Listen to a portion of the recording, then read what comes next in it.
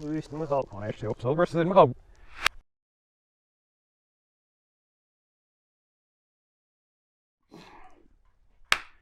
to the Surplus Boys channel. Welcome to the Surplus Boys channel. I'm Patrick. This is Nick. Ooh. And this is my Mauser. This is Patrick's Mauser. Which I know less than he knows about his Czech Mauser. Exactly. Because this gun is very hard to find information on. Exactly. And somebody's going to sit out there and laugh at us because it probably isn't that hard. We're just making it hard. Yeah, we're just inept. Yeah. So this is a Yugoslavian model 2447. It is a... Oh, it's a Mauser. I know that much. Mauser variant, Mauser derivative. Exactly. Whatever. So, starting in 1924, I don't know when Serbia was formed, by the way. We're not going to go into that. But in 1924, Serbia was looking for a new Mauser to replace, I assume, probably an existing Mauser they had. Serbian Mausers. Yeah. They were looking for a shorter carbine, I would assume, because this is the carbine length of a Mauser.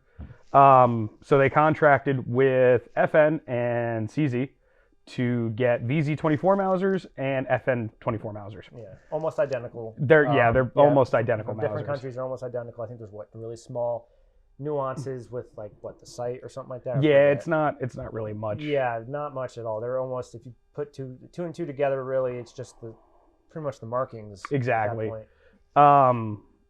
Like most Mausers at the time, this was a straight bolt handle gun. I think they did have turn down bolts towards the end. I think they were putting M48 bolts in these. Yeah. So obviously the gun that replaced this is the M48, which more people know about when they come to the Yugo Mauser. Very, very common. Yeah, which is more so based on the Kar 98K than anything else. Uses the same style sling mounts as the Kar 98K. Yeah. This rifle, I'm speculating that it's a Belgian rifle. One of the proof marks on the bolt is a crown T, a crown with a T underneath it. That screams Belgian to me, not Czechoslovakian. So, like I said, I don't know much about this gun. I bought it. There's not a lot of information on it because it could be one of two guns. Yeah, and I'm not sure. Could be one or two guns. They usually they scrubbed off the old markings of. Some of them you can still see the original markings. They didn't scrub them all the way. This one is completely. You can't read it at all. Tell. And I haven't taken the handguard off to see if there's anything underneath the handguard or anything. But this gun's all numbers matching. The stock matches everything basically. The stock has a number on it. This has a number on it. It's all same. I paid a good price for this gun, and I haven't shot it yet. So I don't know a lot about it. So this is going to be a short little intro, and then we'll have all the markings on it, which communism. Yes, there is. During that time of Serbia, Yugoslavia. Yep, it would have been communist. Was a communist, part of the Iron Curtain back then. So you're going to find Cyrillic on these guns. Which he'll translate for you at some point. Kind of, yeah. I know a little bit of Cyrillic, so... I know nothing. So yeah, the markings that you can see, at least without taking apart the gun, that's pretty much everything is up here on the receiver. Yeah. You'll see some markings on the bolt. Yeah, and stuff when we pull you in closer. That's more like proof markings and things like that.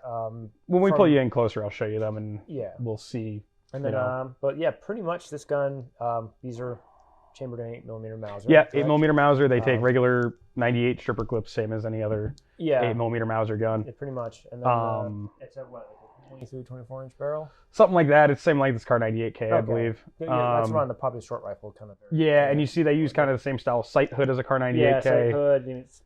I mean, essentially, by the time it became the M48 Mauser, the war was over and Yugoslavia went, cool, we're just going to copy the Kar 98K. Yeah, pretty much. So yeah, pretty much what these guns are is their old VZ and FN-24s. They wanted to update them, and so that's why it has the 2447. That's an update. Yeah, the 47. They'll still have the straight bolts and stuff like that. But yep. Then you'll see an M48 Yugo Mauser will have a turn down bolt and the cutout in the stock. Yep, just and like the sling will be mounted on the side. Yeah. Basically, they brought these up to modern specs in 1947 and then said, we're just going to make our own gun. Yeah, pretty much, copy the Kar 98 at that point. Yeah, and I think it might have been the same case with like the Czech Mauser where they had parts, obviously, after the war. Yeah, they just kind of slapped them I'm sure there's probably something in the book about it. So for this gun, it's actually very difficult. There's two pictures. To find info in that book. But you can find a crap ton of info from other countries that had FN-24s and VZ-24s. Yeah. So it's really...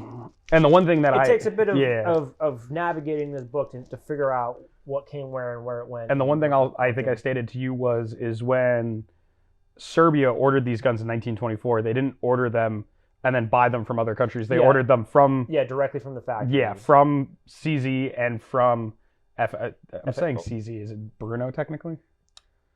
Yeah, it's Bruno. Yeah, yeah. Either way, Bruno. Yeah, it's that's what most of the markings on most Czech guns. That's true. Yeah. So they ordered them directly from Bruno, and they ordered them directly from FN. They didn't, go, oh, you have a stockpile of FN49s, FN24s from, from whatever country. Exactly, from Romania. A lot of countries like Colombia. Chinese. There's Chinese ones. There's ones from Brazil. They're all over the place. They bought these new. So and I'm sure you guys can probably see this. This gun's in beautiful condition. Yeah, it's very probably. Yeah, it was updated and put in a crate in a building. Yeah, I haven't shot this gun yet, so I can't give you any real. Yeah, that's gonna be hard. Well, we're gonna put this in here right now, but we're gonna talk a little bit about comparisons with these guns. We've never shot this. We have shot though the competitor to this gun in our series of comparisons, my Czech 9822. So that's going to be weird getting a video out for comparisons on those two guns. In an upcoming video, it might be a little different just because we don't actually have any shooting experience, and unfortunately, we don't have the time right now to be able to and it's actually shoot it. Still kind of cold here. Yeah, it's relatively cold, and it's just time to begin with. We don't have time right now to. No, hopefully just the time to give you guys videos and stuff and edit all these things.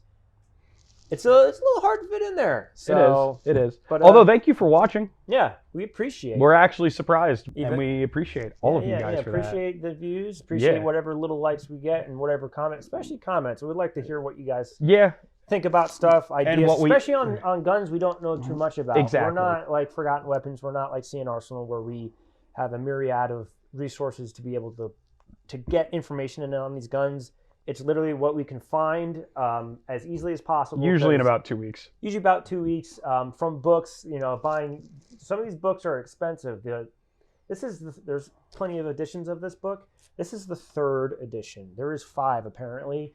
The 5th edition was $140. I don't have that kind of money to be dropping on a book, so this was $40. This was a little easier on me. So all of our information comes from pretty much what books we can find and other things like that. And what knowledge we have already. There's some of these videos I'm not even going to have to write shit down because I just know it. Pretty much if you guys can leave any info out, that'd be greatly appreciated. Or any really good websites for research. Because we don't. There's some little hidden websites in the internet there that I have found some. I found one for all U.S. proof marks, all U.S. inspection marks. I didn't know that existed. I have that website saved now. Yeah, so things like that. But things like that. I guess that's about it. That's pretty much it. Yeah. So we're gonna bring you in closer to take a look at this gun, and yeah. All right. So here is the closer look of the Yugoslavian M24-47. Try to get the whole thing in frame here. It's not going to, but it's a Mauser, so it's gonna be what you're used to. So here you have on the stock. That's the serial number and a Cyrillic marking that we'll have figured out later. And the serial number on the stock does match the rest of the gun. There is your crest of communism. And on this side, if I turn this thing around here, here's your M24-47, and that says something in Cyrillic, and 44 is the factory number. We will have translations later. But here's your sights. Sights, I believe, are in meters. Well, they should be in meters. It's European rifle. And then up here, you have the import mark of where it came in through. So, and then your sight hood, like a regular Kar 98K sight hood, and your bayonet lug. So, now that that's out of the way, this sling is an original 24-47 sling. I don't have the original bayonet for it. We do have a bayonet. I will grab it, attempt to grab it. This is a Czech bayonet. But because all Mausers are the same, it fits. Stabby stabs. So there's that. Now I'm going to pull out the bolt here. I'm not going to take the bolt apart because it's a Mauser bolt, and I know they're easy to take apart, but I had taken it apart. Bolt comes out, normal Mauser style. You have a little latch on the side. There's your magazine. Yeah, there's not a whole lot about this gun if you know anything about Mausers. So on the bolt, you have this marking right here, which is a crown with a T under it, and we've determined that that's not a Cyrillic mark. So this is what leads me to believe that this rifle might have been a FN Mauser over a Bruno VZ24. So there's not much for the overhead on this gun, unfortunately, or for the close-ups on this gun, because we just don't have a lot.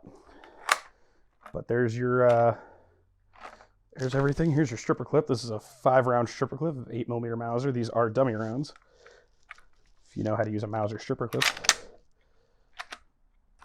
Simple, like that. Now I gotta dump these out of here. So yeah, that is the M2447. Now I'm going to have Nick come in here and he's going to read some of the Cyrillic, either butcher it or be really good at it. I don't know. So yeah, like Patrick said, the M2447, and then that is in Cyrillic. So most of us in the United States don't know how to read Cyrillic. I kind of learned. I learned a little bit of Russian and stuff like that. I don't know too much, but I had to learn the alphabet too. So pretty much what that says is Produzace 44. You think our American brains would be like, oh, okay, that's production or produced in 44. That's not what it means. That's actually for the factory. Other than that, I think that's it. I think there is, I think Patrick mentioned Cyrillic on the stock here. So those two markings, the first one, kind of hard to get a good angle on this. Let me actually flip it over a little bit.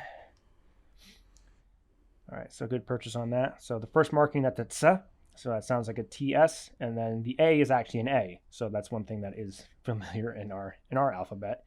So tsa, e. So that pretty much would be either a kind of fall under, I would think, a rack or something like that, rack number in a way, or a lot of stocks. I don't think that's like a what most of us would think with the SA. I think on a finished captured gun. Yeah. That wouldn't fall under that really. The other thing I didn't mention about this rifle is that there's two different styles of stocks for it. I think a beechwood stock and a walnut stock. Yeah. So we don't know what this one is. We don't know, but I'm kind of leaning toward beechwood. So am I. Because beechwood, I think, it usually needs to be a little bit thicker. It's usually heavier too. And it's usually heavier. So also, I know Patrick showed that. Oh, did I not? Oh yeah. On the what do you call it? The magazine plate. So that's a K, and if that's in Cyrillic, it's a Ka. So it's the same thing. And then 7336. And then I think there was a little marking up there by the. Yeah, that looks Cyrillic too. Yeah, that is Cyrillic. Forgive me, my Slavic, Russian, whatever speaking friends. I'm forgetting. I think that's it's a form of like a soft symbol. I don't remember exactly off of. I don't remember all of the alphabet. There's a lot of things that look pretty close to each other, but they mean different things. So yeah, that's pretty much it. So we're gonna bring this guy back out, so we can get some conclusions there for you. So adorable. All right. So we have put you back out there after coming in for a close-up and learning more about the markings on this rifle. Yeah, learning about the very minute amount we know about this gun. Yeah. So, I mean, in conclusion, I haven't shot this rifle yet, so I can't give you anything about shooting it. Yeah, that's the one thing. That's going to be... Yeah. It's going to be a bit of a difficulty. I have shot Mausers this length, but I've not shot this one. Yeah, you know, even if you had another one of these guns, if you got a second one or if I got one, and we shot both of them, there'll still be minor nuances between them that'll make them feel different. So, you know, that's one thing to take into consideration. Yeah, I mean, but I paid $450, same price as he paid for his Mauser. This one is in, I would not say near perfect condition, but pretty close. 90%. Yeah. Yeah. The bore is gorgeous on this gun. The one thing we never showed you in the close-up was the little notch that gets taken out of the stock. Oh, yeah. Forgot to do that. But But yeah, I mean, I don't have a lot conclusion-wise about this gun. More so what I have is actually about the stripper clips. This has been an ongoing saga because we talk about this in like 3 videos. Yeah, these stupid stripper clips. So these stripper clips are surplus 8mm Mauser clips, but they have burrs on the side of them, and that's what caused them to not really insert into the rifle well. So if you look at the short on this gun and the short on his gun, you see these stripper clips kind of suck. Yeah. And like I have to like jam it to get the bolt to close on it. I think we're just gonna have to. I think what this is coming down to is I'm just buying more stripper clips. Either buy more or really get those maybe a little bit filed down. I own so many stripper clips for my 1917 that the amount that I have for this gun is rookie numbers. Plebe numbers. Yeah. But now that I've gotten them filed down, they seem to work fine. But it's surplus. It's the gamble you take. It's the gamble when you buy a surplus rifle, or the gamble when you buy military surplus gear, equipment, accoutrement to go with the rifle. It's the gamble you take. Yeah. You know, I could order stripper clips from Liberty Tree and they'd be fine. Yeah, it's old used stuff. Exactly. So that's what you expect. And we're gonna sound like broken records because I'm pretty sure we say that with every single video. Yeah. Especially with conclusions. But it's true. Yeah. Because the conclusion is we're trying to tell you if you should buy this or not. If you can find one of these, which they're available. That's what it comes out to in the conclusions. We're like, should you buy this? These are available. You find one for a decent price, buy it. Yeah. No, yeah, they're nice. I mean, it's almost practically identical to a M48. It is, just got a straight bolt. And it's missing a couple things. Yeah, and I like the sling setup on this better. I don't like the side mount slings. Yeah, so yeah, if you're more of a, because a side mount's usually for putting it on your back. This style, when they're down below the gun, that's more for over the shoulder. But if you find these, I know Royal Tiger brought them in a couple years ago. Actually, don't they have some on there right now? They do, but they're crunchy. They look beat. Yeah. So a small disclaimer with Royal Tiger. Which is also something we seem to say in every video. Yeah, well, that's where a lot of our surplus comes from. So, at least for me. Sponsor us. Any gun they have an 8mm Mauser, it's going to be thrashed. It's going to be beaten hard. Yeah. That does make sense just for where they got them from. So Ethiopia got a lot of guns from other countries. They used 8mm a lot, and they used 6.5 a lot because, well, Ethiopia, the Italians, during colonization, I thought he was going to sneeze. During colonization type stuff like that, a lot of Carcanos and 6.5 variant style guns were left there.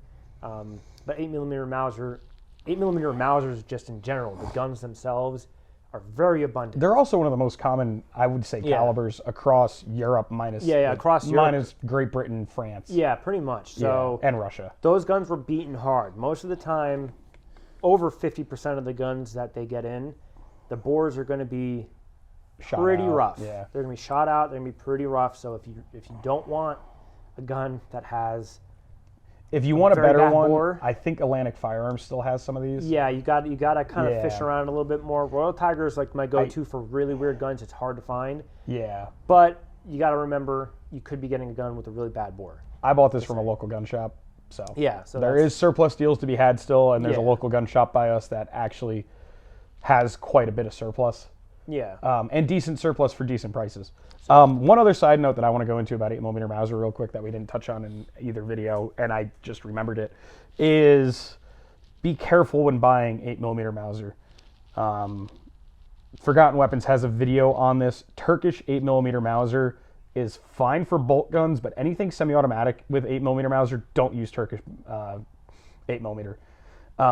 There's actually a whole thread on Forgotten Weapons website about it, and it actually, one of the photos shows a top cover of a Browning 1919 bent because of an overpressure.